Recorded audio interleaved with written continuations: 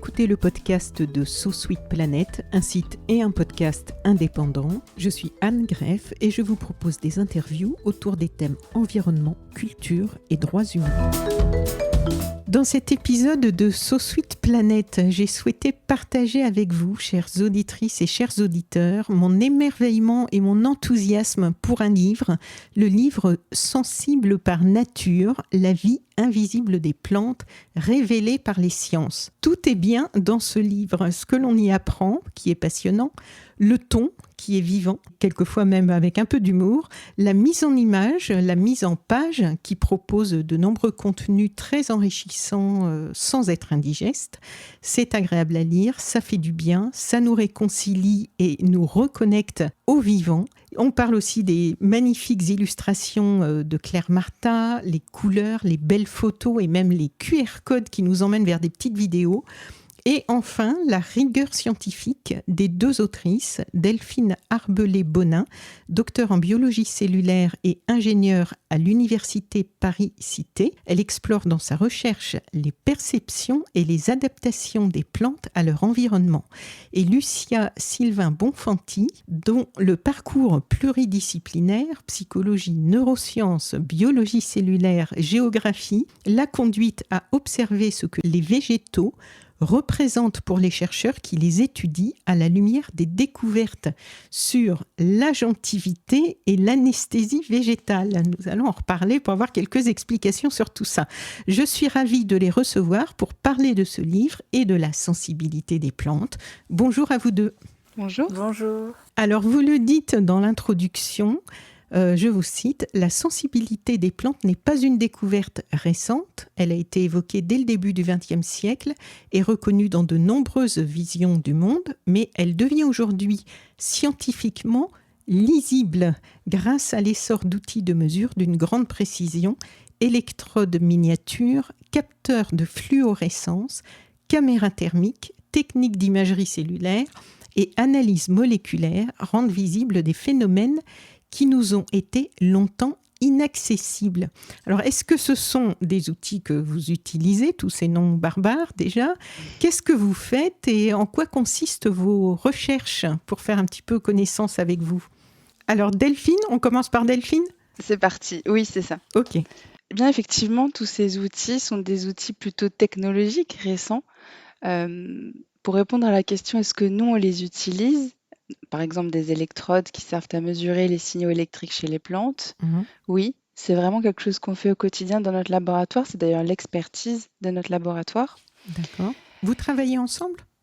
Nous travaillons ensemble, oui. D'accord, ok. Et donc, ces outils-là, ce sont des outils qu'on utilise, par exemple, ces électrodes, on peut les utiliser chez les animaux aussi. C'est des outils qu'on utilise chez les animaux, qu'on utilise chez les plantes. L'imagerie cellulaire, tout ça, c'est des outils qu'on peut utiliser au quotidien. D'accord. Grâce aux microscopes, des microscopes plus puissants que ce qu'il y avait à l'époque, et d'autres, c'est plutôt d'autres équipes qui vont les utiliser. Nous, on est moins, on a peut-être moins de diversité d'outils, hein, chacun fait avec son expertise. D'accord. Donc voilà, donc ces outils-là, effectivement, permettent de rendre accessibles des phénomènes actifs et dynamiques, surtout au niveau cellulaire, chez les plantes. Et c'est ça qui permet de visualiser des choses bien plus précises et nous permettre d'accéder à ce que sont réellement les dynamiques cellulaires, en particulier chez les plantes, qu'on a l'impression de voir immobiles en réalité. Oui. Et ça, c'est très récent, ces utilisations-là ? Certaines oui, certaines non. Par exemple, utiliser des électrodes sur les plantes et voir les signaux électriques qui se propagent le long de leur organisme. Ça date des années 1870. C'est Burdon Sanderson qui a vu qu'il y avait ces signaux électriques chez les plantes. Donc en fait, il y a des choses dont on n'entend pas parler depuis très longtemps, mais qui sont quand même là. Et ces signaux électriques, eux, par contre, ont toujours été là. D'accord. Donc aujourd'hui, c'est plus précis, quoi. Oui, et puis par exemple, les techniques les vidéos time-lapse. Aussi, ça, c'est quand même assez récent. Ça nous permet de voir les plantes bouger à notre échelle de temps, en fait. Alors qu'elles bougent tout le temps, mais c'est juste qu'on n'arrive pas à le voir. Ce genre de technique, ça nous permet de justement observer que ça bouge constamment. Et oui. Les caméras thermiques, est-ce que c'est ce qu'on voit quelquefois dans des vidéos sur Internet qui permettent de voir des animaux la nuit? C'est un peu le même principe, c'est pas, c'est de la lumière infrarouge en fait. Oui, D'accord. c'est un peu le même principe sauf que c'est, beaucoup plus puissant que ces caméras-là dont tu parles. Beaucoup plus puissant, beaucoup plus précis Oui. et nous on les utilise par exemple plutôt à l'échelle cellulaire. Donc là on est capable, d'observer des différences de température à l'échelle du micromètre, enfin du millimètre. Donc c'est vraiment, Heu, c'est que quand on parle de caméra thermique, là, c'est vraiment déterminer des cartographies thermiques en termes de température, c'est ça qui nous intéresse et non pas forcément, détecter la présence de tel ou tel animal, Oui. enfin, en l'occurrence plante, puisque la plante n'a pas de température corporelle beaucoup plus importante que son environnement. Oui. Ah oui, la température d'ailleurs, c'est abordé. Je ne l'ai pas vu ça dans le livre, la température corporelle des plantes. Je m'étais jamais posé cette question. On en parle dans un encadré précis. C'est vrai qu'on l'aborde pas beaucoup. On en parle dans un encadré qui parle des fleurs, de certaines fleurs qui produisent de la chaleur Oui, ça y est. au moment, oui, Oui, au moment de la pollinisation. oui.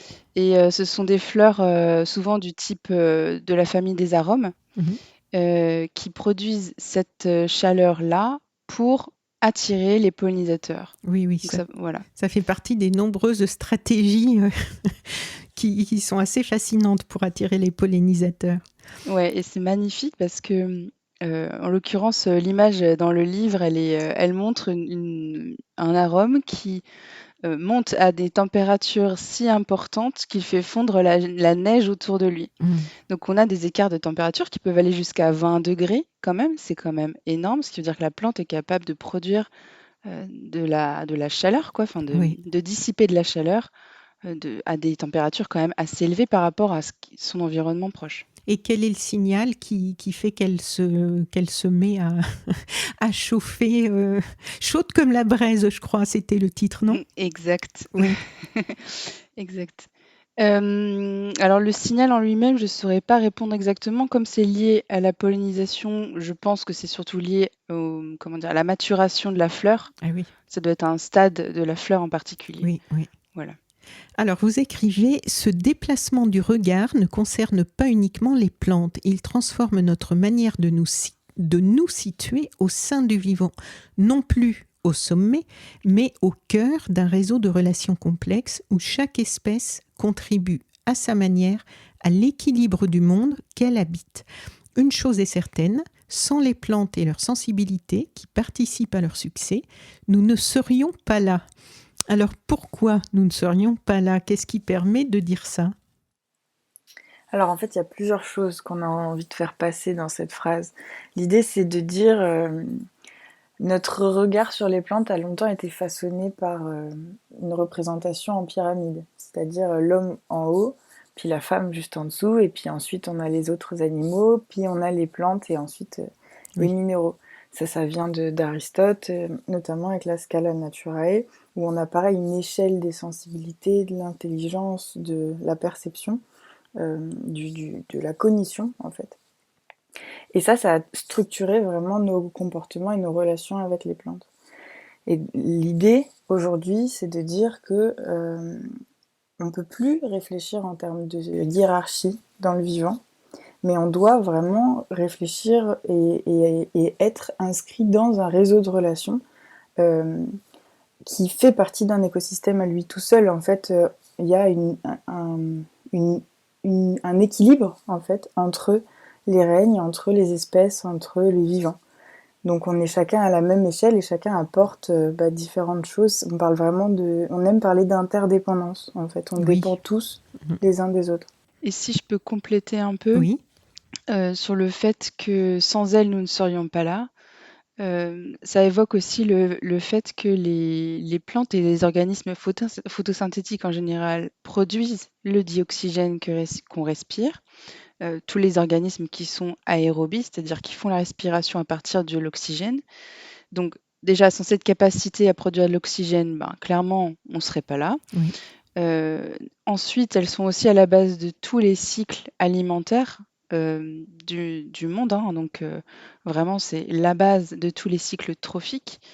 Donc pareil, nous ne serions pas là et nous sommes d'ailleurs obligés de manger des plantes pour survivre, pour se procurer certains sucres et certaines vitamines qu'on ne fabrique pas nous-mêmes. Oui. Parce que nous, on n'est pas capable de faire la photosynthèse. Oui. D'où l'importance de manger du vivant, pas trop transformé d'ailleurs. Bah, tout à fait, parce que le fait qu'on ait évolué avec ce vivant-là, nous avons des besoins assez similaires finalement en termes de vitamines, de protéines, de lipides qu'on trouve dans la nature, hein, sans besoin de transformer cette nourriture-là. Ça me fait penser au fait qu'effectivement, en tant qu'humains, on a développé l'agriculture. Aujourd'hui, on se nourrit de plantes qui sont très très adaptées au système agricole qu'on a développé, qui finalement sont moins nourrissantes, ont moins d'intérêt nutritif que certaines plantes qu'on peut trouver spontanément dans la nature. Alors, vous dites aussi que la nature profonde du vivant est d'être sensible. Les plantes sont sensibles par nature, donc c'est le titre du livre. Alors, qu'est-ce qu'on entend en fait par sensible ? Alors, la sensibilité, on la définit par 3 étapes. La première étape, ça va être le fait de réceptionner, c'est la réception de ce qui se passe. Donc, on va percevoir quelque chose dans l'environnement, il y a une réception, et après l'avoir reçu, il va y avoir la transmission d'un message. Donc ça va être dans tous les organismes, hein, mais dans les plantes aussi. Et on va avoir la transmission d'un message qui va informer tout l'organisme. Une fois que ce message va passer, on ne sait pas trop s'il y a une intégration ou en tout cas où elle se fait, mais il y aura une réaction. Et c'est cette trilogie d'événements, réception, message et réaction, qui illustre la sensibilité. On parle vraiment d'une sensibilité biologique qui est connue. C'est un fait vraiment biologique qui est reconnu au niveau des scientifiques. Donc, on ne parle pas du tout d'une sensibilité liée aux émotions, par exemple. On est vraiment sur la définition propre biologique de la sensibilité. D'accord. Qui, elle, est commune aux vivants, finalement. Ah oui. Et vous employez l'expression « une vision des plantes intégrées ». Qu'est-ce que ça veut dire, une vision des plantes intégrées ? Alors, on utilise ce terme parce que avec Delphine, on traite beaucoup de disciplines différentes ensemble. Donc, il y a la biologie végétale, évidemment, mais il y a aussi la géographie. On touche un petit peu à l'anthropologie, même si c'est pas notre domaine de prédilection, mais ce livre, il est vraiment interdisciplinaire parce que nous, dans notre quotidien, on travaille sur ces sujets-là avec d'autres chercheurs, et à chaque fois qu'on étudie une question de recherche qui tourne autour, on a pris l'habitude d'avoir un changement de regard par rapport à la discipline avec laquelle on discute ou qu'on utilise. Et donc quand on parle de vision des plantes intégrées, c'est vraiment utiliser tous ces pas de côté pour pouvoir avoir des visions différentes de la sensibilité des plantes ou des plantes en général en fait. Oui. D'ailleurs, dans le début du livre, là où il y a à la fois une histoire de comment on perçoit les plantes, et nous les humains, et aussi à plusieurs endroits du monde, comment on vit avec, comment on les considère, quelle place elles occupent. Et j'ai trouvé ça vraiment passionnant. Et justement, comme c'est quand même pas à proprement parler, on imagine votre travail, si vous êtes avec les appareils là qu'on a décrits au début, on vous voit dans des laboratoires et tout ça. Donc je me demandais, est-ce que c'était assez nouveau pour vous de faire cette recherche-là et de pouvoir transmettre, parce que il est assez dense, hein, quand même, ce gros chapitre-là, qui nous ouvre le livre. Ou est-ce que c'est un travail que vous avez fait donc pour le livre, ou est-ce que l'une de vous, les deux, en connaissiez déjà un bon rayon sur tout ça ? Alors en fait, ce chapitre, il veut vraiment ça. Enfin oui, on avait toute cette espérance de retracer l'histoire de la sensibilité, de nos perceptions de la plante sensible, dans l'espace et dans le temps. Donc évidemment, c'est pas exhaustif, hein, parce que ça peut être encore... oui, ça pourrait faire un gros livre, oui, le sujet, lui je tout seul. pense, Oui. Avec plusieurs volumes même. Oui, oui. Mais moi, dans ma thèse, en fait, je fais une thèse qui est interdisciplinaire. Et c'est une thèse en biologie, mais aussi en géographie. Et le côté géographie s'intéresse aux perceptions qu'ont les chercheurs qui étudient les plantes de la sensibilité. D'accord. Donc au final, c'est des questions qu'on traite. Comment est perçue la sensibilité des plantes? C'est des questions qu'on traite au quotidien. Mm. Et là, on a quand même étoffé parce que chaque information est sourcée, donc on a vraiment... et puis on voulait vraiment que ce soit quand même, que ça donne une idée un petit peu d'ensemble. Oui, Donc on a fait en plus des recherches, mais on a une base de travail déjà sur ce sujet qui est quand même là. oui. Et on voit apparaître aussi ici et là l'anecdote verte. Moi, j'ai bien aimé l'anecdote verte, des petites bulles qui réapparaissent régulièrement. J'aimerais que vous nous décriviez un petit peu ce qu'on trouve dans ces anecdotes vertes.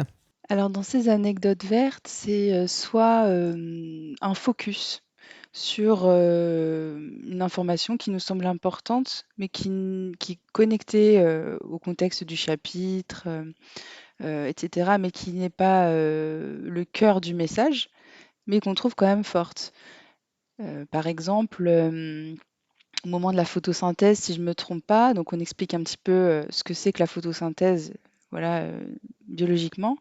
L'anecdote verte, si je me souviens, il s'agit d'expliquer que l'enzyme clé dans cette étape de la photosynthèse qu'on appelle la rubisco, eh bien finalement c'est l'enzyme la plus présente au monde. C'est vraiment celle qu'on estime être la plus importante et que voilà, qu'on trouve partout et qui est là partout. Donc c'est un peu, voilà, soit on fait un focus sur une information qui met en lumière quelque chose qu'on ne connaît pas forcément. Oui. Soit c'est un pas de côté, quelque chose qui est pas dans le fond du message, mais qui traite d'un peu autre chose. Par exemple, on dit aussi que, ben, les plantes sont, souvent à la base de toute notre pharmacopée. Mm. Voilà, donc ça, on développe pas vraiment forcément le sujet dans le chapitre, mais par contre, on tenait à donner l'information. Donc voilà, c'est des petites choses comme ça qui sont des petits bonus. Oui, et c'est assez sympathique parce que c'est souvent étonnant. Mmh. Oui, bah, c'est comme le fait qu'on partage 35% de notre ADN avec la gentille. Ça, c'est aussi une anecdote verte. Et c'est vrai qu'on m'a souvent fait le retour de dire, bah, j'aurais jamais pensé. Oui. Oui, c'est ça, c'est qu'au fur et à mesure que l'on entre et que l'on avance dans le livre, ça pousse à réfléchir et à prendre conscience du vivant, parce que c'est juste un mot, en fait, hein, pour beaucoup de gens, le vivant, et puis on ne sait plus trop ce que ça veut dire, vivant. On pense, bon, quelque chose qui est animé, quoi, qui est un peu... et on pense plus aux animaux et dans lesquels nous sommes. Mais là, ça permet de prendre conscience justement de ces patrimoines génétiques communs, c'est tout un tas de choses qui nous relient en fait. Et je pense que c'est assez urgent d'en reprendre conscience actuellement. Bah, on croit vraiment avec Delphine que le fait de savoir et le fait d'avoir accès à toutes ces informations permet à l'échelle individuelle de changer le regard. Enfin, moi, c'est clairement ce qui m'est arrivé personnellement. Ah oui? Comme tu l'as dit au départ, j'ai fait de la psychologie et des neurosciences avant d'arriver et d'étudier les plantes. Oui. Mais en fait, quand moi je suis passée des neurosciences, donc là on était vraiment sur l'étude des modèles humains et des modèles animaux, donc j'ai pas travaillé personnellement sur les rats, mais on travaillait sur les rats. Et, et quand je suis arrivée dans l'équipe de Delphine avec François Bouteau et que j'ai découvert qu'on pouvait utiliser les mêmes techniques sur le cerveau que sur les cellules végétales, qu'on pouvait transposer pas mal de choses et qu'en fait il y avait des choses similaires, notamment ces signaux électriques qui sous-tendent la sensibilité, bah ça a petit à petit changé mon regard. Et en fait, toutes ces connaissances-là ont fait que je regarde les plantes. Enfin, franchement, ça peut paraître bête à dire, mais je suis persuadée, et je pense que je m'avance pas trop en disant ça pour Delphine aussi, que en fait, avoir toutes ces connaissances-là vont vraiment changer nos rapports et nos perceptions aux plantes. Oui. Et c'est pour ça qu'on fait tout ça. Oui. Mais d'ailleurs, on n'a pas parlé au début, quand je vous ai demandé ce que vous faisiez, mais en fait, vous êtes arrivé là, votre intérêt pour ce sujet est arrivé comment? Ce sujet, il est arrivé comment dans votre vie? Pourquoi vous êtes allé vers ce type d'études et ensuite vers ce type de travail? Alors, moi, me concernant, j'ai toujours aimé les plantes et donc s'il fallait que je fasse des études de biologie, c'était forcément sur les plantes. C'est ça aurait pas été sur les animaux, par exemple. Donc je voyais Ah oui. vraiment, je voulais absolument en savoir plus et donc j'ai fait des études de physiologie végétale jusqu'au master. Oui. Et puis par la suite, j'ai pas fait de thèse tout de suite parce que, je voulais pas forcément faire de recherche à l'époque. Et finalement, j'ai fini par, quand même continuer à faire de la recherche, mais c'est aussi parce que je suis, arrivée dans l'équipe de François Bouteau justement, qui lui a cette expertise en signalisation électrique chez les plantes, Oui. heu, qui m'a un peu comme Lucia finalement, montré à quel point les plantes étaient réactives, alors même que j'avais fait des études là-dessus, Oui. je l'avais pas forcément en tête. Je l'avais pas intégré de cette manière-là et c'est à Mais force de comment c'est possible? parce que, en fait, on parle beaucoup de photosynthèse, de réactions biochimiques, en physiologie je parle, hein, d'hormones végétales, donc on sait les processus cellulaires, tout ça, donc c'est des choses, qu'on apprend, donc on sait qu'il y a une dynamique cellulaire, mais, je sais pas comment dire, mais on n'a pas Est-ce que c'est pas forcément un peu comme ce que je reproche un peu aux études de médecine de, de notre côté de la planète, c'est que est-ce que c'est pas aussi des études où le vivant est un peu appris comme une mécanique? mmh En fait, c'est complètement notre sujet, enfin notre, cheval de bataille un petit peu aussi. C'est de se détacher un petit peu de cette mécanistique. Eh oui. Bien sûr, les processus, ils sont tels qu'ils sont, mais finalement, il y en a jamais un seul isolé. Tout est même dans la cellule, tout est interconnecté. Il y a tellement de choses qui agissent, qui sont là au même moment. Bon, on essaie en biologie de décrire les choses, évidemment, pour comprendre, mais ouais, voilà, c'est très mécanistique, très cloîtré, très fermé, enfin, c'est comme ci et pas comme ça. Et il y a pas forcément connexion entre la réception du message, le message, la réaction qu'il y a ensuite de la plante. Enfin, les différentes échelles sont pas très, très bien connectées, je Oui, trouve. oui. Et donc c'est au fur et à mesure, moi, personnellement, dans le laboratoire enfin, chez François Bouteau, que j'ai vraiment compris tout ça D'accord. et que j'ai mis au fur et à mesure des mots là-dessus. En plus, nous, on aime beaucoup dans l'équipe réfléchir au sens des mots, justement. Quels mots on peut attribuer aux plantes, qu'est-ce que ça veut dire? Et donc voilà, voilà où on en est aujourd'hui. D'accord. Et Lucia?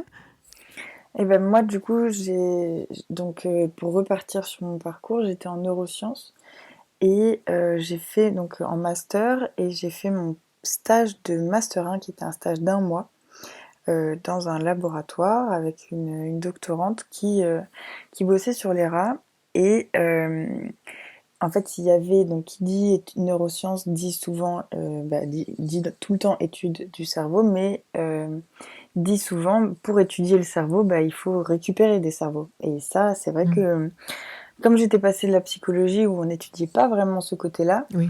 là j'ai pris un peu une claque parce qu'il a fallu la regarder faire des cultures, Mm. donc de récupérer ces fameux cerveaux. Et moi j'ai un problème, c'est que je m'évanouis à la vue du sang. Donc Dommage. je me suis dit, déjà là c'est compliqué, Oui. mais l'année prochaine, pendant mon Master 2, j'ai 6 mois de stage. On va me demander de le faire. Je serai incapable de le faire, Mm. en plus du fait que ça va me faire mal au cœur dans tous les sens du terme.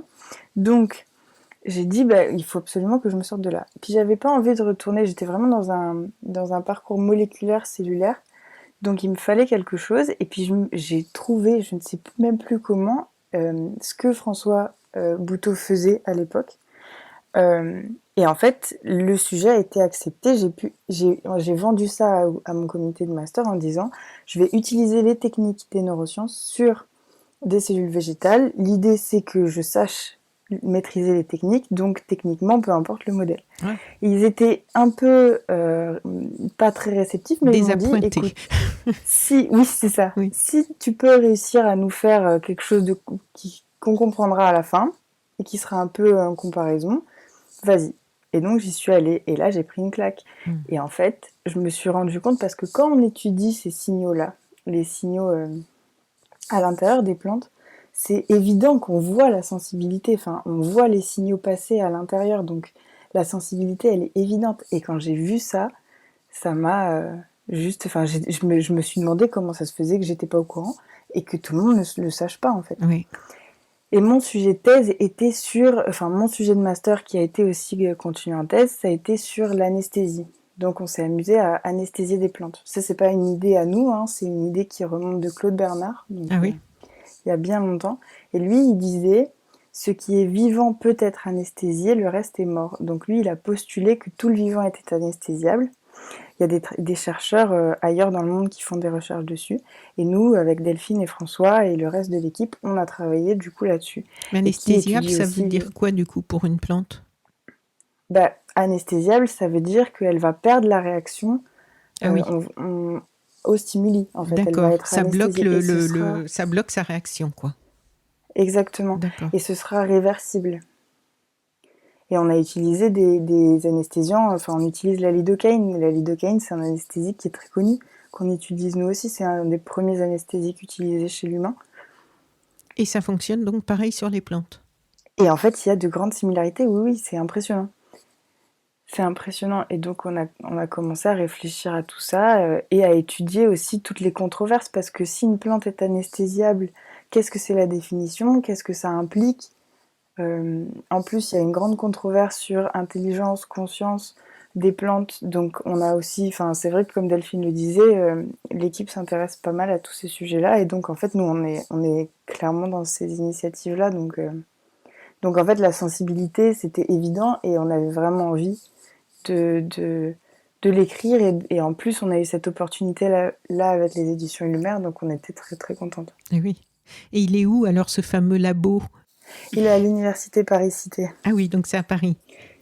Oui. Ok, je reviens une dernière fois parce qu'un peu plus en détail sur cette fameuse première partie, puis ensuite on va avancer dans le livre parce qu'il faut qu'on avance dans l'interview aussi. Donc, au début du livre, vous nous proposez donc une petite histoire qui est déjà assez grande, de l'évolution de la sensibilité aux plantes dans le monde. Donc, c'est très intéressant. Donc, il y a le Japon, on passe du Japon à l'Amazonie, l'Afrique de l'Ouest, la Méditerranée, l'Orient. J'ai beaucoup aimé cette partie donc, qui nous permet de découvrir d'autres regards. Alors, So Sweet Planet, le sous-titre, c'est ouvrir des portes vers d'autres cultures, d'autres regards et d'autres approches du monde. Et là, c'est vrai que j'ai beaucoup aimé cette façon que vous avez de nous montrer cette approche des plantes par d'autres regards et d'autres approches des plantes. Et ça nous fait vraiment réfléchir. Et par exemple, page 16, vous écrivez « Dans certaines écoles bouddhiques du Japon, influencées par la pensée chinoise, les plantes participent au dharma, la loi du monde. Le maître zen Dogen écrivait que les herbes et les arbres prêchent cette vérité simplement par leur manière d'exister. » Rien que cette phrase, on peut méditer déjà pendant un bon moment dessus. Une feuille qui tombe ou une mousse qui pousse ne sont pas des symboles, ce sont des expressions directes de l'impermanence Mujo que le regard attentif peut reconnaître. La plante ne parle pas, mais elle montre, sans mots, comment vivre en accord avec le changement. Là, on est loin de l'approche matérialiste et mécaniste. Et je ne résiste pas au plaisir de lire un deuxième extrait de ce chapitre pour donner un peu une idée à nos auditrices et auditeurs du ton. Donc là, on est toujours côté Asie. Et vous écrivez justement, en médecine traditionnelle chinoise, les plantes sont choisies pour leurs effets sur les méridiens du corps, ces lignes énergétiques qui traversent les organes. Une plante comme la cannelle de Chine est utilisée non pour son goût, mais parce qu'elle réchauffe certains trajets internes, soutenant ainsi l'équilibre du corps. On ne soigne pas un symptôme isolé, mais une relation globale entre les systèmes vivants. Elle est particulièrement marquante dans l'Ayurveda, apparu il y a 5000 ans en Inde. Toujours pratiqué de nos jours, il se base sur les propriétés des plantes et la théorie des signatures. Ce système de santé accorde une place centrale aux plantes comme guérisseuses. Et ça, c'est quelque chose qui revient beaucoup dans cette partie, et on le voit aussi au Moyen-Âge, en France, avec les sorcières, il il y a toutes ces approches qui sont vraiment passionnantes, et vous nous décrivez aussi dans cette partie consacrée à l'histoire de l'évolution de la sensibilité aux plantes dans le monde, leur place dans la civilisation islamique, dans les sociétés africaines, les traditions autochtones, le monde amérindien, les aborigènes d'Australie et en Occident. Et là, donc, pour la place des plantes dans la pensée occidentale, vous la décrivez, je cite, entre sensibilité mystique et déni. Waouh, le mot tombe rude. Cela permet de comprendre un peu mieux, je trouve, comment on en est arrivé là aussi. Hein. Bon, est-ce que vous pouvez nous en dire quelques mots, parce qu'on a parlé un peu de la partie géographie, mais de la partie histoire. Vous l'avez un petit peu évoqué tout à l'heure, parce qu'on passe de Aristote aux sorcières, à Descartes, à Hildegarde de Bingen, que je vois apparaître en ce moment aussi ici et là dans plusieurs articles, qui elle était au Moyen-Âge, je crois. Oui. Donc, quelques mots. En fait, pourquoi on a intitulé cette partie entre sensibilité mystique et déni. Voilà, c'est parce qu'en fait, il y a pas, tout n'est pas tout noir ou tout blanc. Et même en Occident, bien qu'il y ait quand même une façon de percevoir les plantes et le vivant en général qui soit majoritaire et qui représente plutôt le fait qu'on utilise le vivant comme ressource, qu'on n'y prête pas forcément attention, et qu'il y a cette forme de hiérarchie du vivant. Oui. Et il y a aussi beaucoup cette histoire de classification du vivant qui a eu lieu au 19e siècle, au 18e siècle, avec les grandes découvertes, les grands naturalistes qui classifiaient le vivant dans des cases avec des noms. Donc tout ça, ça a apporté scientifiquement, bien sûr. Mais quand même, voilà, il y a cette forme de hiérarchie, de faire rentrer les choses à certains endroits. Et du coup, il y avait aussi, je pense, une forme de distanciation. Nous ne sommes pas ces plantes, nous ne sommes pas ces êtres vivants. Voilà, on les décrit tels qu'ils sont et ils ne sont pas ce que nous sommes. Donc, c'est mettre une distance un peu de cette manière avec ces classifications et tout ça.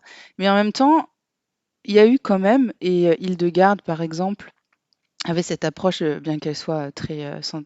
c'était une femme religieuse, donc forcément, elle avait cet apport-là qui était sacré. Oui, c'était qui? Peut-être on peut resituer un petit peu. C'était qui, cette Hildegarde? Alors, c'était donc une abbesse, je crois, il me semble, si je ne me trompe pas, donc qui était donc religieuse et à l'époque du Moyen Âge, mais qui était guérisseuse. Donc, elle a écrit des livres sur les plantes médicinales et comment les utiliser pour se soigner, qui sont des livres de référence. Elle était philosophe, artiste, elle était aussi astronome, et donc elle avait une voix politique, elle avait plusieurs facettes scientifiques, et elle était à la base du naturalisme qui est apparu après. Donc elle avait vraiment toutes ces facettes-là, interdisciplinaires finalement. Et donc c'est une figure pour l'époque qui est marquante, d'autant que c'est une femme, et elle a développé ce concept de plantalité qui rappelle à quel point les plantes sont justement vitales, à la fois pour nous, mais aussi dans leur dynamique du vivant. Voilà. Et donc il y a quand même, quand je disais, tout n'est pas tout noir ou tout blanc, il y a quand même plusieurs visions du monde. Elles ne sont pas toutes liées à celle qui est majoritaire aujourd'hui. Il y a aussi beaucoup de gens qui sont très sensibles à la nature, des philosophes tels que Goethe, si je ne me trompe pas, Lucia, qui avait une vision un peu différente, beaucoup plus sensible au vivant. Il me semble que vous le citez. Je pense que oui. Je crois. Oui. Donc, et Bergson aussi, vous citez, je crois. Oui. Pour l'élan vital. C'est ça. Donc tout ça pour dire que à la fois il y a eu cette espèce de volonté pour certains et certaines de classifier le vivant, de le décrire sous forme d'herbier. Les herbiers, c'est très particulier, hein. C'est quand même des plantes mortes. Moi j'adore les herbiers, ça peut être très beau et c'est un peu une manière aussi de décrire et comprendre les plantes, mais ça quand même, voilà, c'est symboliquement, je trouve que c'est assez fort. Versus la manière dont on peut décrire des plantes en vie. Ah oui. Voilà. Bon, Dans le passage qui porte le titre « La dormance des graines, un état de vie inexprimé », vous écrivez « Renfermant une potentielle nouvelle plante, la graine est une forme de vie dite latente. Dans cet état, aucune activité vitale détectable n'est observée. Les graines peuvent ainsi rester des années sans eau, sans oxygène et sans les températures nécessaires à la germination. Certaines ont même survécu des siècles. En 2005, une graine de palmier dattier, vieille d'environ 2000 ans, a été retrouvée dans des fouilles près de la mer Morte et elle a germé. C'est dingue, hein ? Prêtes à se développer, les graines attendent simplement que les conditions extérieures s'y prêtent.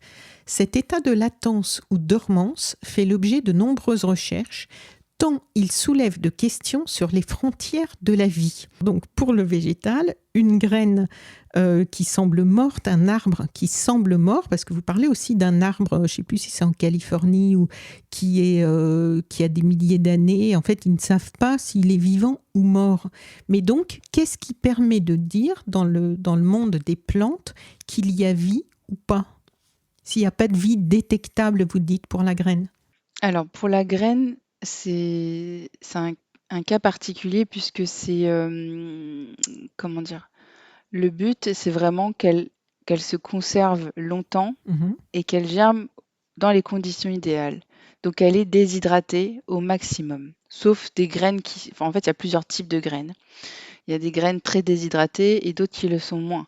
Par exemple, la graine d'avocat, dans le fruit de l'avocat, elle se conserve assez mal parce qu'elle est très peu déshydratée comparée à une graine toute petite.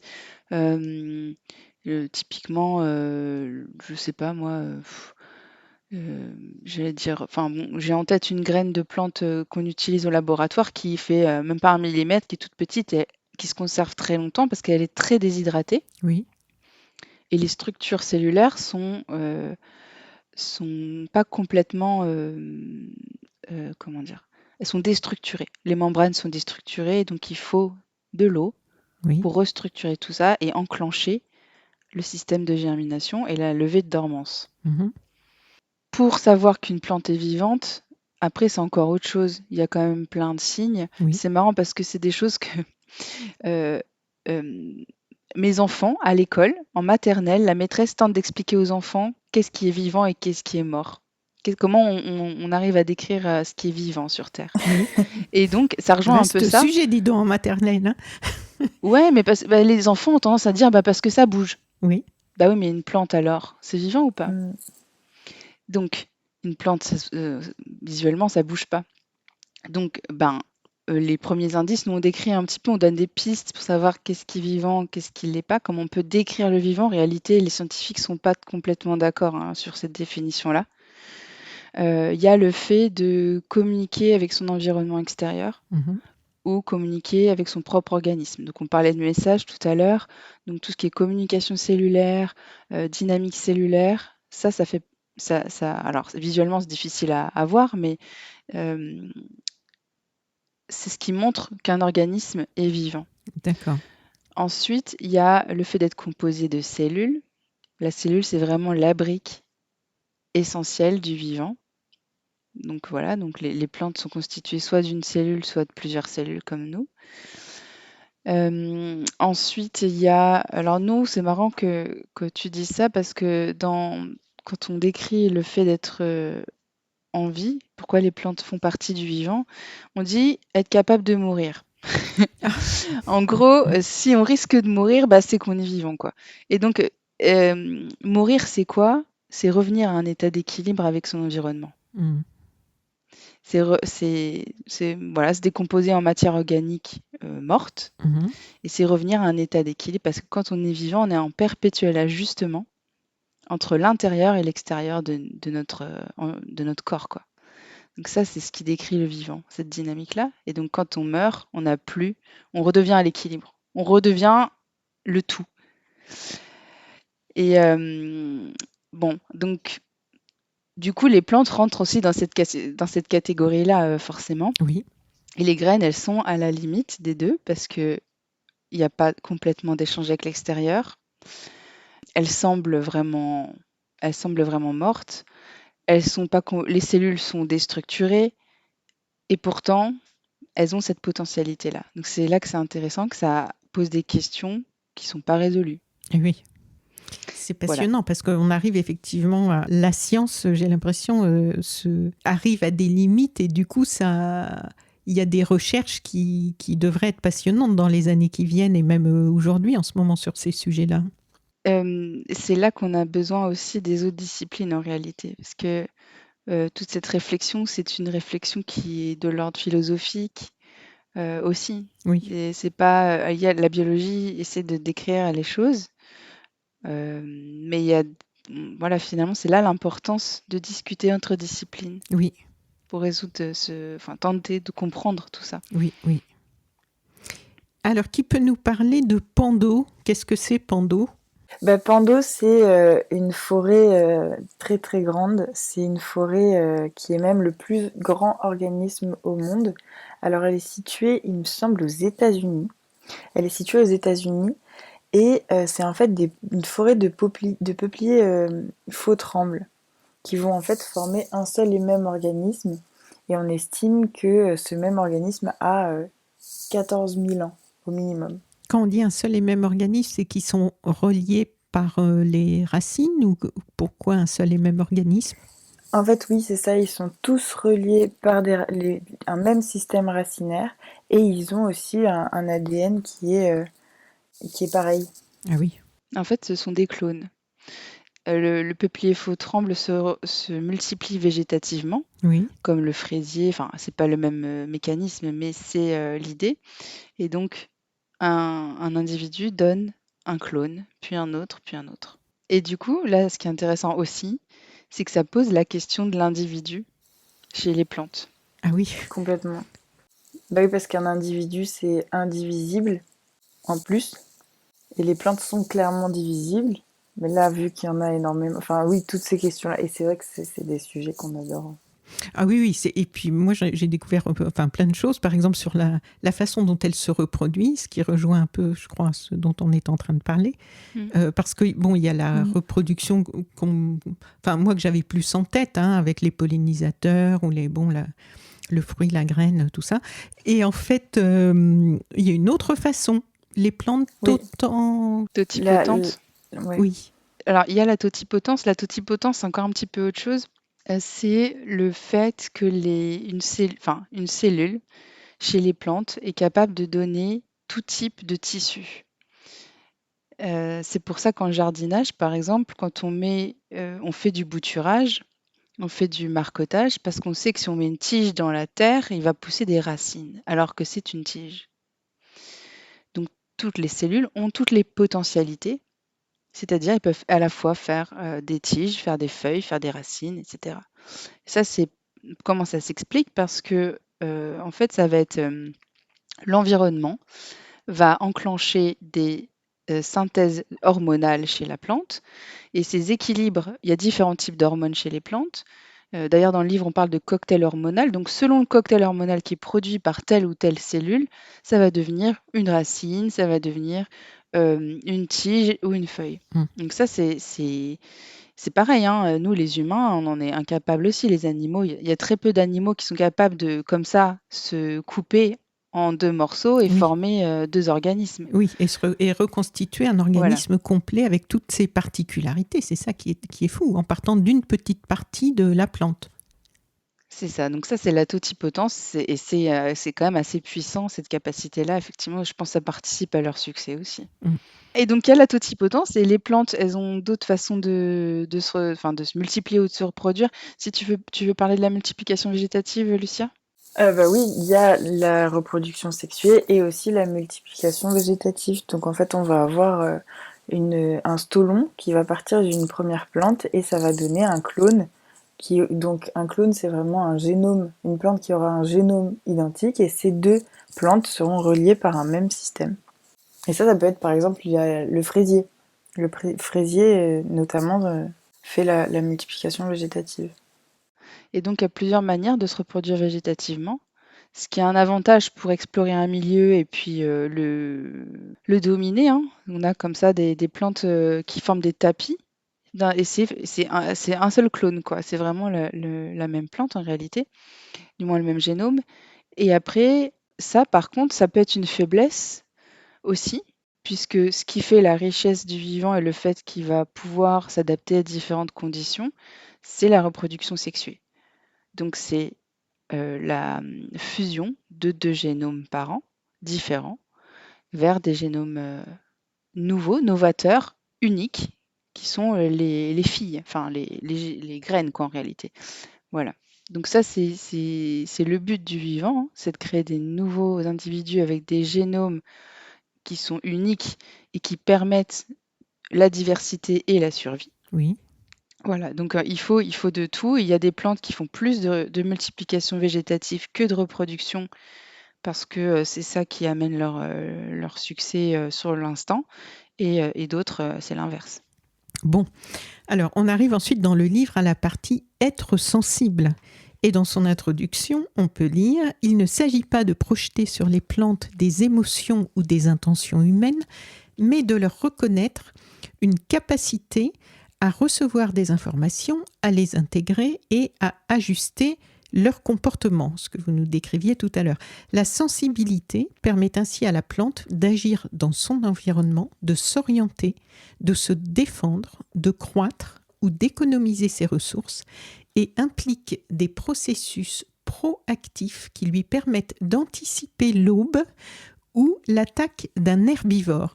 Ces processus bouleversent notre façon de concevoir la perception par les sens, trop souvent ramenée à un modèle animal doté d'un cerveau.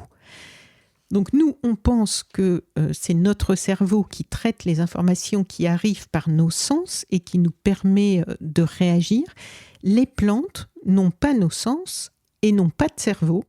Alors, qu'est-ce qu'on peut en dire en fait de ça ? Qu'on n'a pas besoin d'avoir un cerveau justement pour être sensible. Oui. et qu'en fait les plantes sont sensibles de par leurs conditions de vie fixée. En fait, les plantes pour la plupart sont fixes, oui. Ce qui veut dire qu'elles elles se nourrissent sur place, donc elles n'ont pas besoin de bouger comme nous.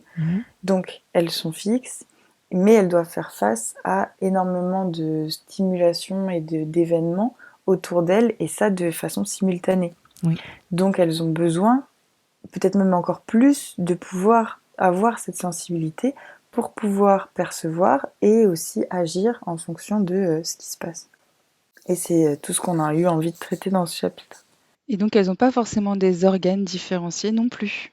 Donc nous, notre odorat passe par notre nez, l'ouïe passe par nos oreilles, puis comme souvent la référence c'est l'humain, voilà. Mais donc les plantes, elles sont capables de percevoir l'environnement par des sens, sans forcément avoir des organes différenciés. Pour ça. Par et donc des sens. On peut dire ça par des sens. Ah bah tout à fait. Elles sont sensibles à la gravité, sont sensibles au son, et voilà. Elles y sont sensibles, donc elles ont des sens. D'accord. Les plantes donc ont des mouvements, elles bougent, que ce soit pour se diriger vers la lumière, pour se fermer et se protéger de différentes menaces, pour manger comme ces étonnantes plantes carnivores qui se referment sur la mouche à une vitesse visible à l'œil nu. Et on peut citer les tournesols qui suivent le soleil, ça c'est toujours assez fascinant quand même aussi, les pissenlits ou les pourpiers dont les fleurs s'ouvrent le matin et se referment le soir, donc quand même en une journée, hein, c'est des mouvements dans l'espace qui sont quand même assez importants. Qu'est-ce qui leur permet de bouger ? Alors, ce qui leur permet de bouger, c'est déjà d'avoir réception d'un événement qui va enclencher tout un processus qui va produire des hormones localement et donc entraîner une croissance asymétrique, par exemple le cas du tournesol. Il y a le lever du soleil qui arrive à l'est, la plante, sous l'inflorescence du côté de l'ouest, il va y avoir une production d'hormones plus importante, une hormone qui va entraîner l'élongation cellulaire. Donc, à l'ouest, le pissenlit va davantage croître sous l'inflorescence et donc la tête de l'inflorescence se dirige à l'est. Donc, c'est lié à des processus hormonaux, au fait que la plante détecte des stimulations extérieures et qu'ensuite elle est capable de croître de manière adaptée, asymétrique, qui crée un mouvement qu'on ne voit pas à l'échelle de nos yeux très rapide, mais qu'on peut constater quand même. Là, le tournesol, on constate, si on reste devant un champ, on va se rendre compte au bout d'un moment que les tournesols ont changé de direction. Oui. Donc, c'est pas le même temps que nous, mais il y a quand même ces mouvements-là qui ont lieu. Donc ça, c'est les mouvements qui sont liés à la croissance, qui sont sur des temps longs, c'est le cas pour les tiges, c'est le cas pour les fleurs, les inflorescences dont je te parlais là, et il y a aussi, c'est le cas pour des racines. Oui. Bon, tous ces mécanismes-là sont communs dans toute la plante. Et après, les mécanismes liés au mouvement rapide, comme la dionée dont tu parlais, qui est la plante carnivore qui se referme sur la mouche, ou le Mimosa pudica, qui est une plante dont les folioles se referment quand on les touche. Qu'on voit dans une petite vidéo par le QR code. Exactement. Ah oui, c'est impressionnant. Hein. Et donc ça, ce sont des mouvements rapides qu'on voit sur l'instant avec nos yeux. Ces mouvements-là, ce n'est pas les mêmes mécanismes qu'il y a derrière, pas les mêmes processus. Ce sont des cellules différenciées qui sont remplies d'eau et qui, au contact du toucher, par exemple, ou le fait que la mouche touche un poil tactile, souvent c'est lié au toucher, ces cellules vont se vider d'eau d'un seul coup et mécaniquement, ça va refermer le piège ou ça va refermer les feuilles. Oui, et là, visuellement, quand on n'a pas beaucoup de connaissances comme moi, on a presque l'impression d'avoir affaire à un animal. Parce qu'un mouvement aussi rapide dans le végétal, c'est pas commun, enfin en tout cas par ici. C'est plutôt rare, il y a peu d'exemples. Il y en a de plus en plus, même, alors aussi rapide peut-être pas, mais on cite un autre exemple d'une fleur qui en 10 minutes se referme. Ah oui. Donc il y a quand même des mouvements assez rapides, mais on n'a pas forcément pris le temps de se pencher sur la question. Mais c'est vrai que là, c'est quand même assez impressionnant. Donc je pense que c'est les plantes fétiches pour cette démonstration. Oui. Et sans cerveau. C'est ça qui est difficile avec nos vieilles conceptions où on relie tout mouvement comme ça avec une intention. Enfin, on a l'impression que c'est une intention, du coup, on ne doit pas pouvoir appeler ça une intention. Mais le fait que la mouche qui va lui permettre de se nourrir se pose et que c'est le moment de l'attraper pour pouvoir la manger, cette réaction si rapide, oui, c'est vrai que c'est... Mais en plus sur la dionée, il y a, en fait, à l'intérieur, il y a 3 petits poils de chaque côté, qui sont des poils sensibles. Oui. Quand on touche un poil, ça envoie un signal électrique. Et c'est au bout de 2 signaux électriques, ça peut être 2 fois le même poil, ou une fois un poil, une fois un autre, que la plante va se refermer. Donc, elle va s'économiser, en fait. Elle va pas se refermer à chaque fois. Faut que ça vaille le coup. Il y a des chercheurs qui commencent à réfléchir sur les capacités à compter dans le végétal. Incroyable. Donc oui, en fait, ne pas avoir de cerveau, c'est je vais même le dire à l'inverse, avoir un cerveau n'explique pas tout. Oui, c'est ça. Et vous écrivez, page 124, une trilogie d'événements, donc que tu as cité tout à l'heure, incontournables, illustre bien la sensibilité végétale, réception, message, réaction. Même si chez les plantes, le signal ne circule pas vers et depuis un cerveau, il parcourt leur organisme et déclenche une réponse. Quelle que soit la stimulation perçue, la sensibilité de la plante entre en scène. Lorsqu'une feuille est mordue, une onde électrique se propage dans la plante depuis la zone atteinte jusqu'aux racines. Ce signal permet à l'organisme végétal de percevoir une perturbation et d'y répondre de façon coordonnée. Loin d'être un réflexe, c'est une transmission biophysique d'informations. Comme un flux traversant le corps humain lors d'un contact brûlant, ce courant végétal informe la plante sans nerfs, mais avec précision. Donc, qu'est-ce que c'est que cette signalisation électrique végétale ? Alors, On peut prendre l'exemple de quand, quand on touche une plaque très chaude, Oui, on va avoir un signal électrique qui va remonter jusqu'à notre cerveau. oui, Et dans notre cerveau, on va avoir la prise de décision qui va se retransmettre et on va, in fine, enlever notre main de cette plaque très chaude. Mais tout ça, ça se passe dans des délais très très rapides. oui. Chez la plante, c'est un peu plus long, mais il y a les mêmes signaux électriques. Et ces signaux électriques vont ensuite, donc ils vont être électriques et chimiques, ils vont ensuite induire une réaction qui va être adaptée à la réception selon ce qui a pu se passer. Par exemple, une chenille qui va croquer la feuille d'une certaine plante, ça va ensuite aller être transmis dans tout l'organisme, ce message électrique, et une réaction va être enclenchée, et ça va pouvoir être par exemple la production d'un composé qui va rendre la feuille un peu plus amère. Comme ça, la chenille, in fine, elle partira. Et donc ce signal électrique, il est similaire à ce qu'on peut observer chez les animaux. D'accord. Donc dans le cerveau, pour l'humain aussi. Alors on dit, en fait, On partage ça. la génération de signaux électriques, on l'explique dans le livre, en réalité, ce sont des canaux qui sont à la surface des membranes des cellules, donc des pores qui s'ouvrent et qui se ferment, qui font circuler des ions entre l'intérieur et l'extérieur de la cellule.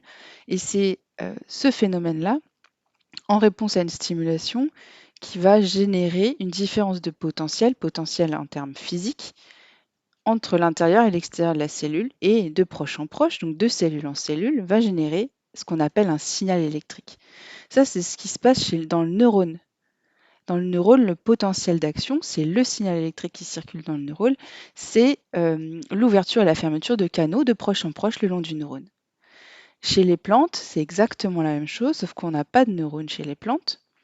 On a des cellules qui sont pas différenciées en neurones et des vaisseaux. Et donc, il se passe exactement la même chose, mais ça circule pas dans des nerfs, quoi. D'accord.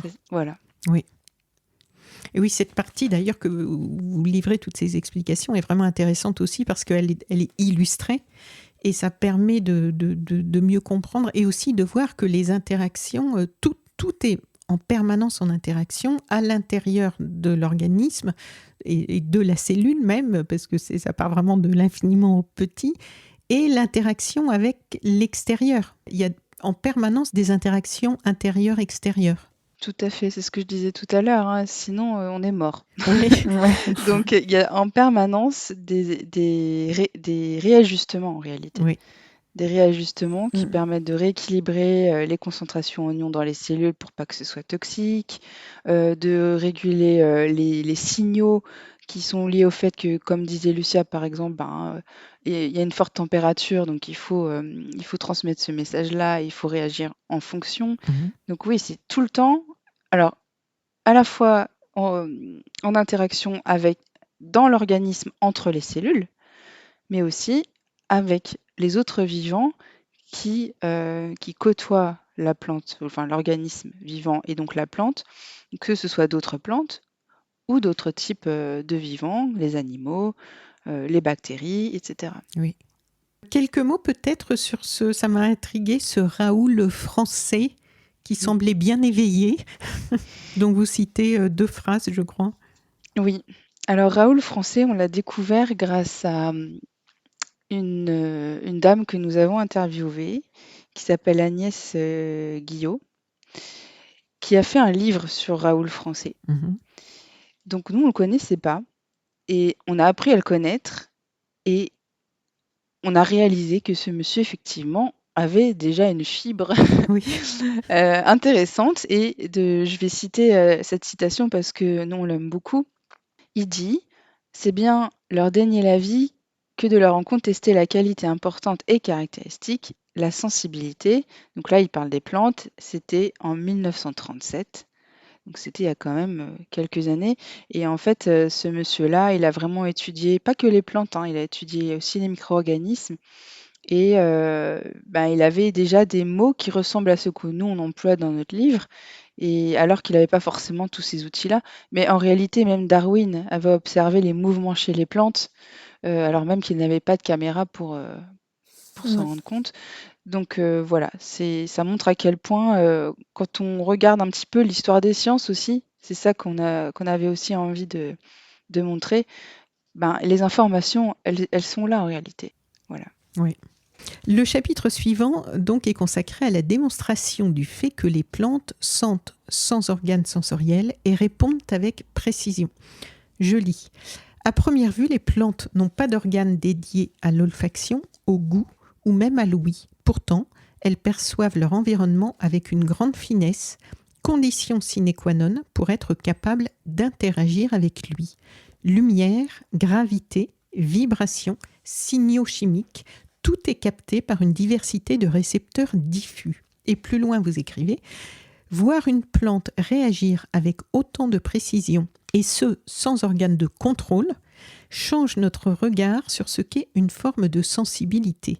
Non pas une exception animale, mais une aptitude vitale ancrée au cœur même du vivant. Et vous détaillez différentes capacités des plantes, comme entre autres se laisser guider par la gravité, être sensible à la lumière, capter les messages dans l'air, toucher sans peau ni doigt, dialoguer secrètement par les racines, vibrer au rythme des bruits alentours. Et c'est fascinant. J'aimerais que vous nous donniez un exemple pour quelques-unes de ces parties. Par exemple, peut-être, j'en donne 3, vous faites ce que vous voulez. Capter les messages dans l'air, dialoguer secrètement par les racines et vibrer au rythme des bruits alentours. Alors, moi, je peux peut-être commencer pour capter les messages dans l'air. Oui.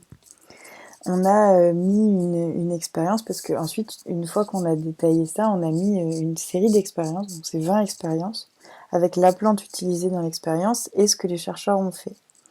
Et pour l'expérience de la tomate, pour l'expérience de capter les messages dans l'air, ils ont utilisé la tomate et ils ont exposé la tomate à un composé organovolatile, donc un composé qui a été émis par une plante en situation de stress.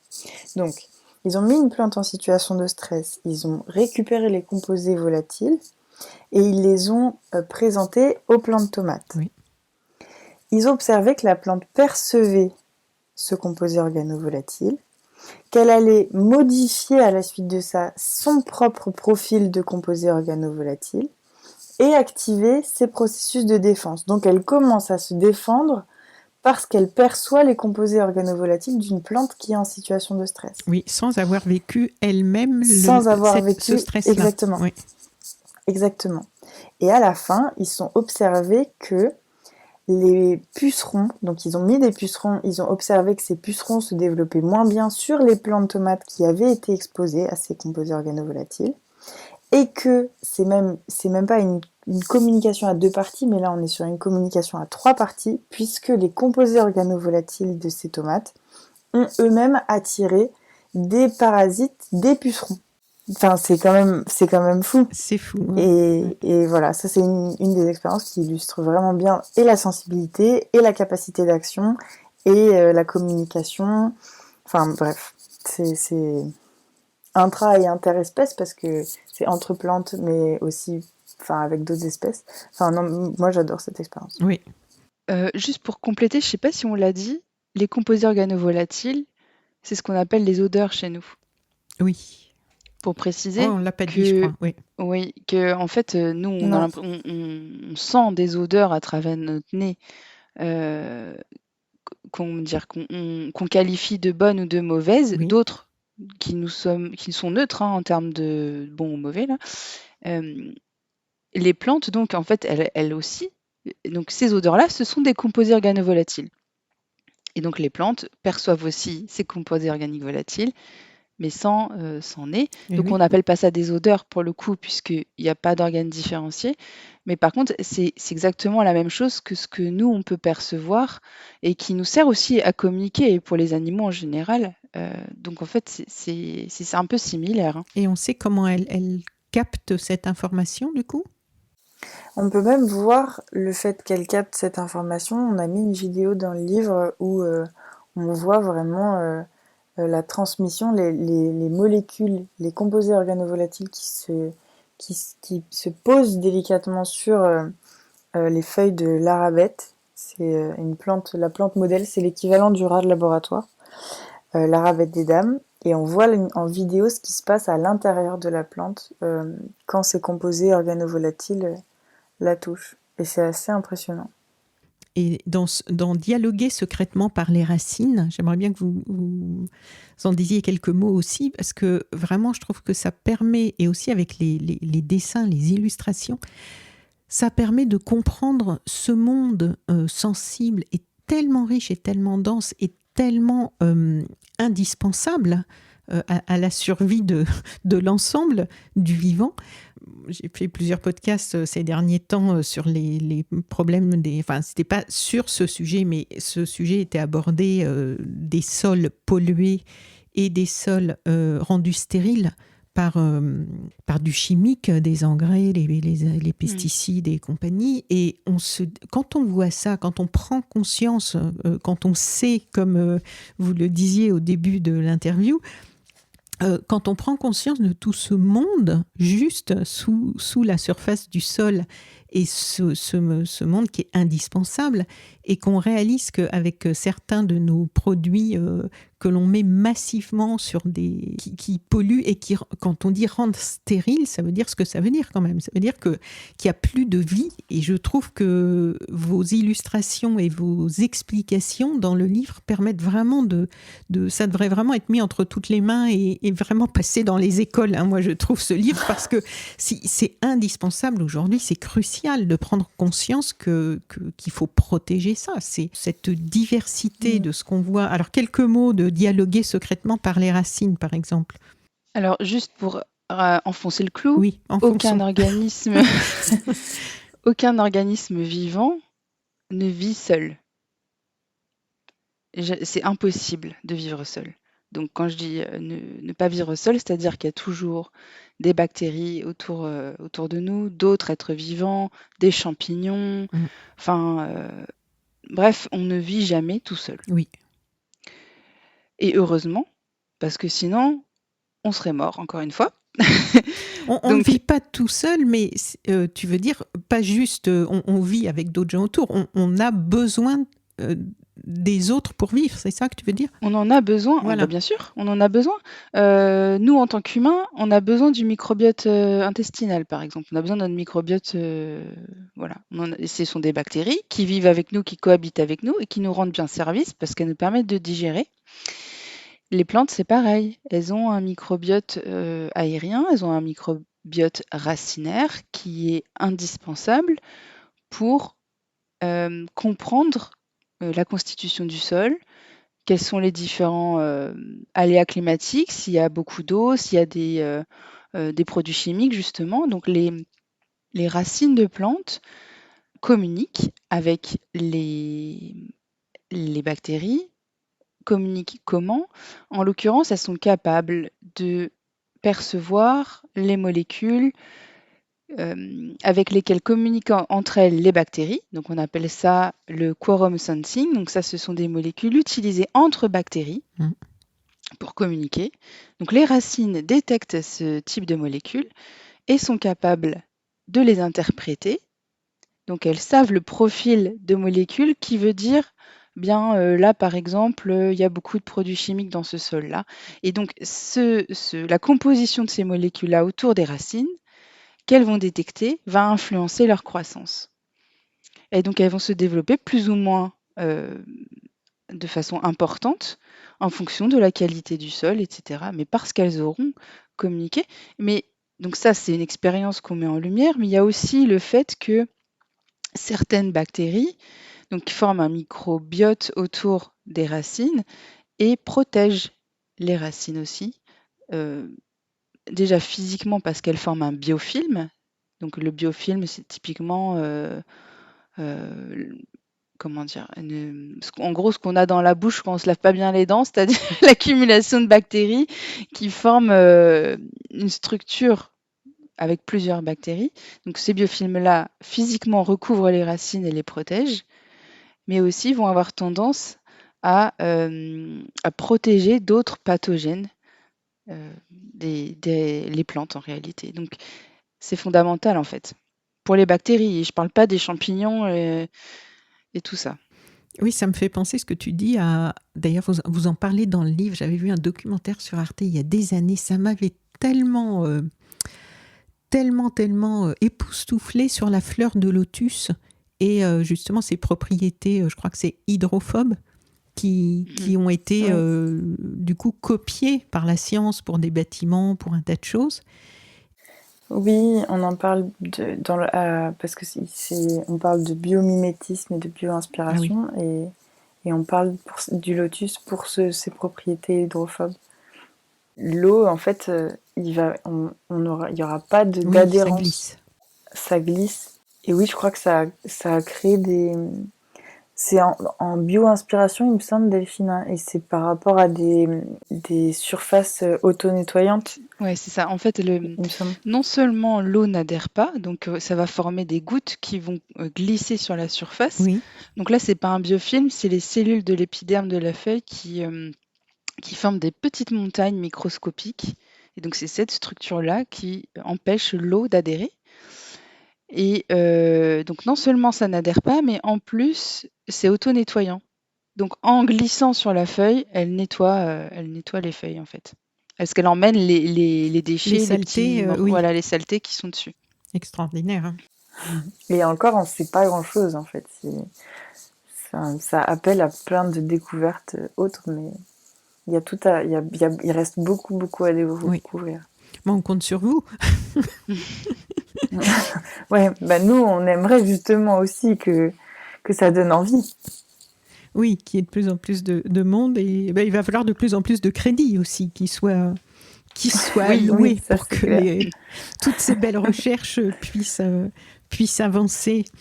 Alors, on termine peut-être avec le message. Je pense que tout le monde aura compris déjà ce message avec ce chapitre « Les complémentarités du vivant, tous interdépendants ». Je lis un petit extrait. L'interdépendance entre plantes, humains, animaux, champignons et bactéries est définie par le fait que les organismes qui composent la Terre sont dépendants à l'échelle d'un écosystème. Dans ces liens indéfectibles, pas de hiérarchie. Comme dans une construction perpétuelle, chaque être vivant apporte sa pierre à l'équilibre de la vie sur Terre.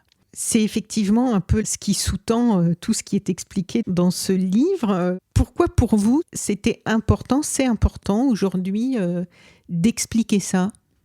La question est volontairement un peu basique, hein? C'est pas basique, c'est pas si facile que ça à expliquer, parce que je pense que Lucia complétera ce que je dis, hein. Je trouve que c'est important de rappeler que dans la nature, il n'y a pas de bien ou de mal. Il n'y a pas de hiérarchie, ça on l'a déjà dit. On a tous besoin les uns des autres, on l'a évoqué. Et que finalement, c'est ce truc-là que le monde actuel, le vivant actuel sur Terre, est arrivé jusque-là parce que nous sommes tous ensemble, tous les êtres vivants sont là à ce moment-là. Donc il y a de la compétition, il y a du parasitisme, il y a de la prédation, il y a de l'entraide, il y a de la cohabitation, il y a de la symbiose. En fait, tout existe. Il n'y a pas de bien ou de mal. Chacun tente de survivre et chacun a besoin de l'autre. Alors parfois, il y en a qui gagneront dans le sens où c'est telle ou telle espèce qui va être plus importante, une autre parce qui peut disparaître, plus compétitive, voilà. Mais en tous les cas, ce qui est sûr, c'est que l'être humain a besoin des plantes. Je pense que d'aider à comprendre comment elles fonctionnent, et je crois que Lucia est d'accord avec moi là-dessus, comment elles fonctionnent, comment elles cohabitent avec le reste du vivant, justement, peut nous aider à mieux vivre et à vivre en harmonie avec le monde qui nous entoure, et d'arrêter de créer cette distance avec la nature dont nous faisons partie. Oui. Et qu'on arrête de la piétiner, de l'accaparer, de l'utiliser de façon intensive, non respectueuse, destructrice. Parce que oui, il y a des espèces qui finissent par disparaître et d'autres qui dominent et qui restent. C'est un peu la loi de la nature, mais on ne peut pas massacrer tout le vivant autour de nous. On disparaît avec autrement. C'est un peu ce qui est brandi en ce moment d'ailleurs. Comme menace au-dessus de nos têtes par la chute de la biodiversité, le réchauffement climatique, tout ça, c'est un peu toujours la même racine. L'humain a de ça de fort qu'il est capable d'influencer le vivant, les environnements sur des échelles de temps tellement courtes par rapport à ce que l'évolution a fait au cours du temps. Oui, voilà. Donc on fait, déséquilibre les rythmes naturels, en fait. Et pour revenir à quelque chose que tu disais au tout début, tu disais d'ailleurs le terme vivant, c'est un peu tout le monde l'utilise, mais on ne sait pas trop quoi derrière mettre.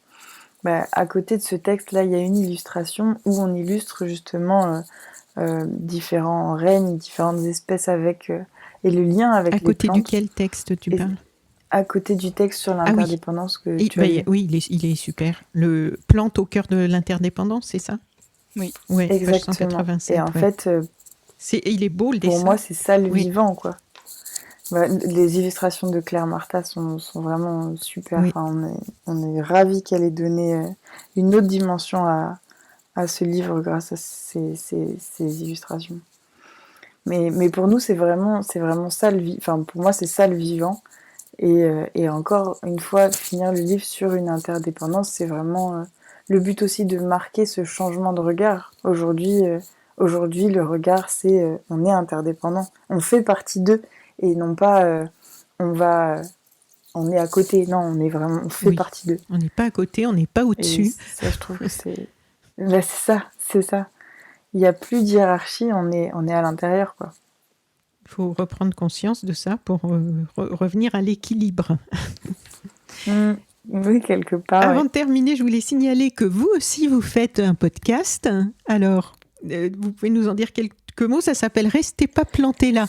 J'ai écouté. Ça s'appelle bien Restez pas sympathique. Ça plantés fera là. une belle suite à la lecture du livre, dont je vais mettre, comme d'habitude, le lien vers les libraires indépendants pour que nos auditrices et auditeurs puissent cliquer et l'acquérir de suite. Et puis, je mettrai le lien aussi vers votre podcast. Alors, Restez pas plantés là. Ah, génial. Restez pas plantés là, c'est né de toujours cette même ambition et objectif de transmettre des connaissances sur le végétal. On a 2 formats, donc on fait un épisode par mois, et on a 2 formats qu'on alterne. Un format où on va interviewer un chercheur ou une chercheuse sur ses spécialités, son domaine, mais aussi ses relations au végétal et son parcours, ce qui l'a amené à faire ses recherches et les perceptions qu'il a du végétal. Donc ça va être le sujet de un épisode, 1 sur 2, et d'un autre côté, on a un autre format qui est un format plutôt où on trouve un sujet qui nous plaît, on fait des recherches dessus et on en discute toutes les deux avec Delphine. Ça, c'est des formats qui sont un peu plus courts, mais qui sont tout aussi intéressants. Enfin, en tout cas, nous, on s'éclate. Oui. Donc, c'est communicatif en général. Hein. C'est ce qu'on sent dans le livre, d'ailleurs. Ce super livre, donc je rappelle le titre, Sensible par nature, la vie invisible des plantes révélée par les sciences. C'est aux éditions Ulmer, U-L-M-E-R. C'est un beau gros livre, hein. Il fait presque 200 pages. 200, ouais, c'est ça, avec les notes de fin. 208 voilà, pages, c'est ça. Est-ce qu'il y a des choses dont on n'aurait pas parlé et qui seraient importantes de dire, de mentionner? Est-ce qu'on a oublié quelque chose? Est-ce qu'on a fait le tour? Je trouve qu'on a donné un beau panorama du livre, hein, franchement. Ouais. Faut quand même donner l'eau à la bouche aussi. Ben oui, c'est ça. Pour rester dans le vivant et dans le... dans la notion de plaisir aussi, parce que c'est ça, c'est ce livre, ce que je trouve bien, et les sciences, c'est pas toujours associé à cette notion de plaisir. Donc, avoir quelque chose qui nous fait prendre conscience des choses et où, avec des belles illustrations, des beaux textes qui sont en plus bien distribués en termes de longueur. C'est pas trop long. C'est dense, mais il y a des petits paragraphes, donc on peut lire un petit bout et puis reprendre le livre un peu plus tard. Et puis, il est bien conçu. Merci. Oui, on a voulu vraiment faire quelque chose où on peut le poser et tout n'est pas relié, même si quelque part tout est relié en fait, mais on peut tout à fait ponctuer et apprendre des choses. Merci beaucoup pour cette présentation et cette opportunité. On est très très contente d'avoir fait cet épisode avec toi. Merci beaucoup, merci à vous deux, parce que donc je rappelle vos noms, Delphine Arbelé-Bonin et Lucia Sylvain Bonfanti. Moi aussi j'étais ravie, vraiment quand j'ai reçu par mail d'abord l'information de la sortie de ce livre, tout de suite j'ai accroché. Ensuite on peut accrocher plus ou moins par la suite, et là franchement c'est vraiment un coup de cœur, et je me suis dit que ce serait bien de le faire juste avant Noël, parce que c'est vraiment un livre à s'offrir, mais aussi à offrir, je trouve. Merci beaucoup. Voilà. Oui, merci à vous. Et je vous souhaite une bonne continuation, peut-être à une prochaine fois pour un nouveau livre. Avec plaisir. Avec grand plaisir. Merci, à bientôt. À bientôt. Au revoir. Au revoir. À bientôt. Chères auditrices et chers auditeurs, si ce podcast vous a plu, si vous êtes sensible à l'importance des sujets abordés ici, merci de soutenir mon travail. Je réalise toute seule le site et le podcast de So Sweet Planet, un média complètement indépendant, sans publicité. Vous pouvez me manifester votre soutien sur DonorBox, c'est très simple, et aussi sur Patreon et PayPal. Cliquez sur le lien dans le texte du podcast, je compte sur vous.